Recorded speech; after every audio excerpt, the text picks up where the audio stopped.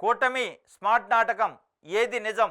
Reverse tendering న్యాయ సమీక్షతో అత్యంత పారదర్శకంగా స్మార్ట్ మీటర్ల టెండర్లు, కేంద్రం మార్గదర్శకాలు, విద్యుత్ నియంత్రణ మండలి అనుమతితోనే మొత్తం ప్రక్రియ, టెండర్ల నిబంధనల మేరకే బిల్లులు చెల్లించిన విద్యుత్ పంపిణీ సంస్థలు ప్రతి పైసా ప్రభుత్వమే భరిస్తుందని జివో 22తో స్పష్టం చేసింది గత సర్కార్.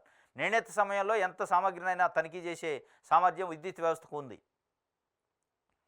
ప్రతి పరికరం నాణ్యత సంఖ్య లెక్కించాకే బిల్లులు సమర్పించిన కన్స్ట్రక్షన్ విభాగం అధికారులు వాటి ఆధారంగానే అకౌంట్స్ విభాగంలో టెండర్ల నిబంధనలు మేరకు బిల్లులు మంజూరు. వాస్తవాలు ఇంత స్పష్టంగా ఉన్నా గత సర్కారుపై బురద జల్లడమే పనిగా ఈనాడు తప్పుడు రాతలు రాస్తుందట.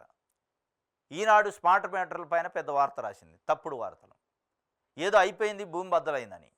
కానీ మొత్తానికి దాంట్లో పెద్ద నాటకం ఉంది. ఏది నిజం అంటే ట్రాన్స్పరెన్సీగా జివో నెంబర్ 22ని అమలు చేస్తూ ప్రతి పైసకి అకౌంటబిలిటీ ఇచ్చింది జగన్మోహన్ రెడ్డి ప్రభుత్వం. దాంట్లో ఎక్కడ తప్పు లేదని సాక్షి పేపర్ ఒక రిపోర్ట్ చేసింది. ఈనాడు పత్రిక కానీ ఆంధ్రజ్యోతి పత్రిక ఏమి రాస్తాయంటే ఎయిర్పోర్ట్ల గురించి, హైవేల గురించి, కాంట్రాక్టర్ల గురించి, పెట్టుబడిదారుల గురించి, పారిశ్రామికవేత్తల గురించి రాస్తాయి. పేద ప్రజల గురించి రాయి, పెత్తందారుల గురించి రాస్తాయి వార్తలు. వాళ్ళ బాధ అంతా అది.